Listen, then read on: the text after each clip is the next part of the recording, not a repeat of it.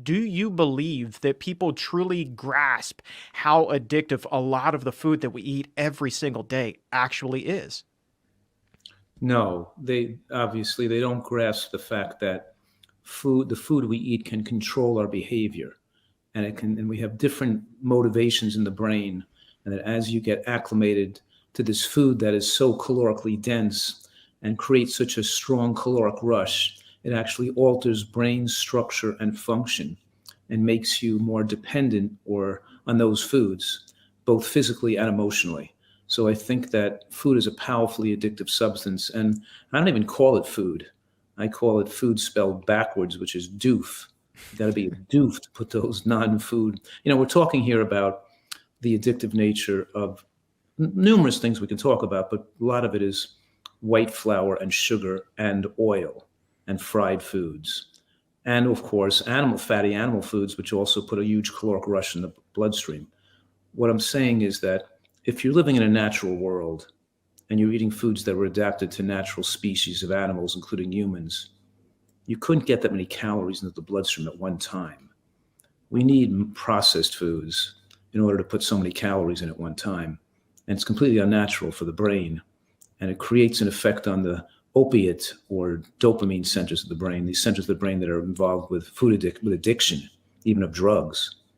And it can be oversimplified with saying you build up dopamine insensitivity, you're insensitive to dopamine stimulation, and you require more dependency on dopamine. But that's a vast oversimplification of all the intricate things that are going on simultaneously that creates food addiction. I'm curious, you mentioned oils in particular. In terms of your belief in, are they all equally addictive? Is olive oil as addictive as coconut oil? Should we just avoid all of them? What's your take, Dr. Fuhrman? Well, yeah, let's talk about that because obviously, as you cook an oil and you heat it up in proportion to the heat that's used on the oil and the amount of time it's put under heat, you form more rancid compounds, and the rancidity and the free radicals formed in the oil that's being cooked increases its risk of being genotoxic or carcinogenic, damage our genes, or being harmful.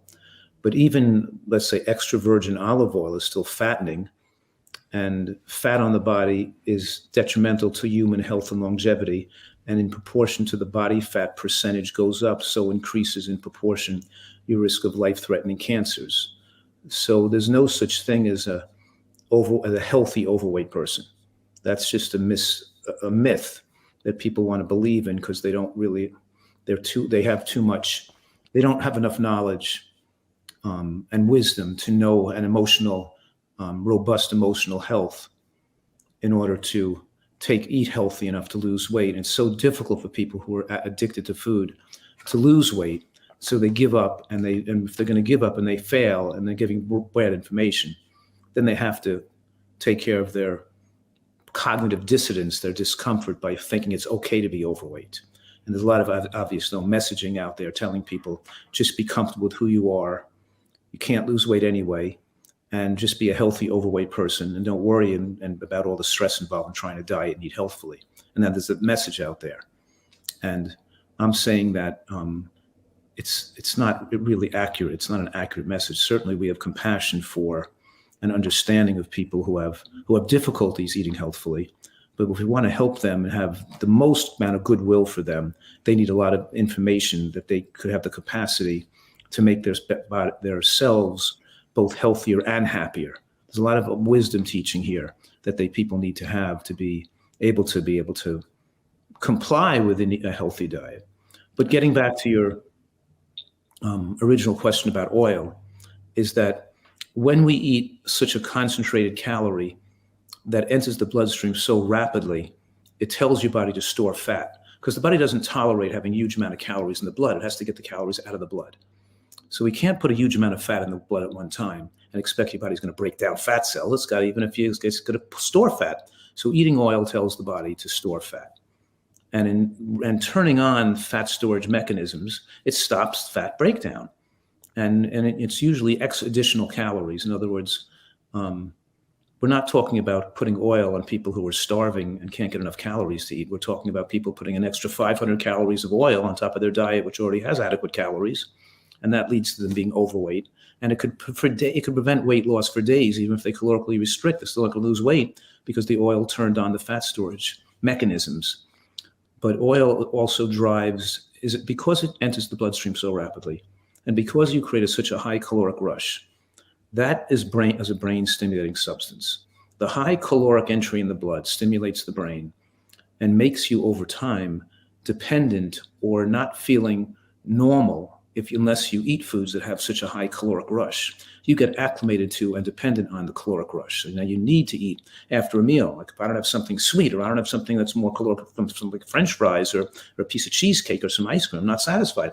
I got to have something with the calories. I got, just having a salad with an apple and a pear and some, and a handful of beans or something isn't satisfying enough. I got to have something with more calories in it that's more going to sustain me. So that people get acclimated to, and the brain gets acclimated to this caloric rush. And it's a completely unnatural thing. It never occurred in human history for the 50,000 years we've been, let's say, I don't know if it's 50,000 or 100,000, but in other words, primates and humans who are living on this planet for these thousands of years never had their hands on such foods that had such a high caloric concentration and connected to the bloodstream with such a high amount of calories. And I always make this joke. I say, half of what we eat meets our needs, and the other half meets the needs of our doctors. And even though it's a joke, and it's kind of like a little humorous, it's really scientifically accurate, because Americans are eating approximately double the amount of calories people need to maximize their health and lifespan. And the reason they can't sustain a lower calorie, or the proper amount of food, the reason they can't sustain that is because their diet isn't nutritionally adequate enough, and they're taking in foods with such a high caloric rush, and there's a lot of reasons why, we can go into that, and they're nutritionally deficient, which makes the body build up more metabolic waste products like reactive oxygen species and advanced glycation end products and lower levels of nitric oxide. There's a whole things that happen to the body that make you feel fatigued and uncomfortable unless you keep putting excess calories in the body. So you get dependent on excess calories. You don't feel well unless you consume excess calories.